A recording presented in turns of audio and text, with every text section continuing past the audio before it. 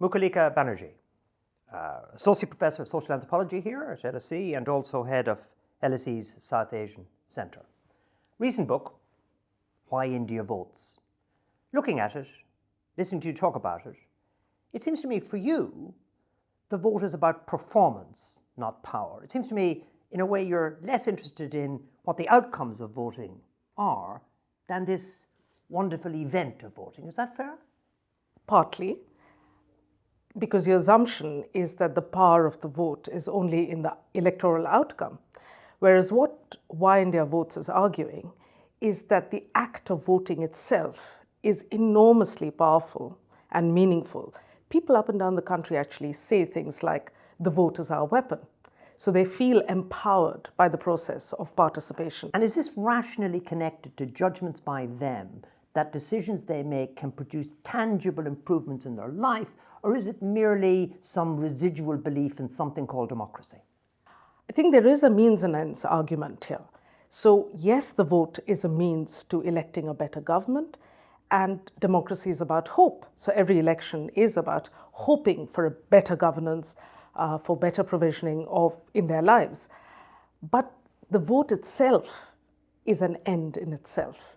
So actually the performative power comes from being able to queue in an ordered, equal fashion, of being valued as a citizen, such that it's just for that one day in a society of deep social inequality, you get the annihilation of caste, as Ambedkar said, an LSE alum, the annihilation of the social inequalities. So a joining in an act of self-deception, a collective lie. The culture tells itself every few years we are equal. One day.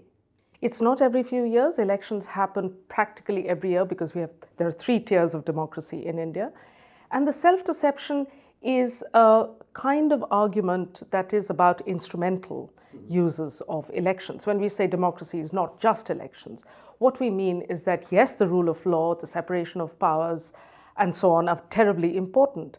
But what Indian voters are saying, and as an anthropologist, I pay attention to people's own perceptions of these processes, not just what political scientists might tell us, is that this particular act is powerful because it is an enactment of citizenship and participation, which is at the heart of democracy. Yes. And without that, you don't have democracy. But you have democracy in India, and we're proud of it, and we enjoy it, and these days of democratic worship are fantastic. But nevertheless, notwithstanding the great growth for which everybody admires India, etc., there seem to me to be sort of 3 Indias. There's the rich elite community, query the corruption.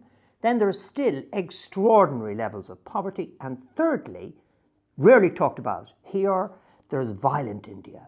There's politically motivated violence, which is not all explained away by saying it's Pakistan. This is a society which is extremely divided in multiple ways, notwithstanding this occasion of vote. Would that be true?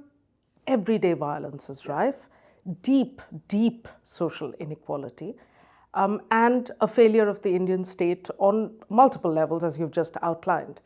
In fact, it is precisely for these reasons that the puzzle becomes so deep of why on earth do people bother engaging with a system that continually fails them. Has the growth translated to people's incomes going up across the country?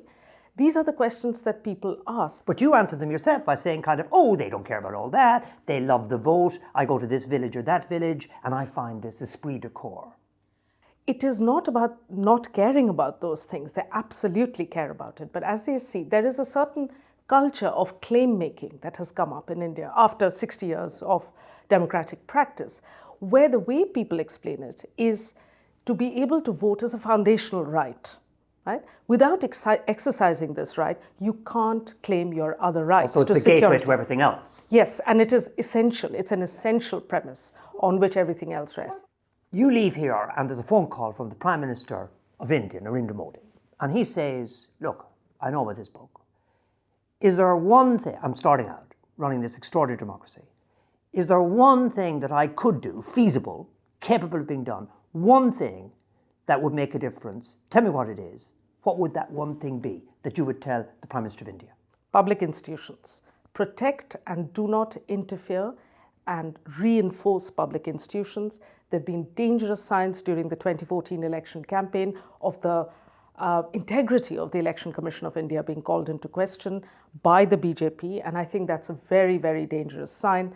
The Election Commission of India is the best public institution, the most respected public institution in India. It should not be interfered with, and that goes for all other institutions which are slowly being eroded and not being reinforced. So my one message to the Prime Minister of India would be strengthen public institutions. Mukulika Banerjee, thank you very much for submitting yourself to the Gearty grilling. Thank you.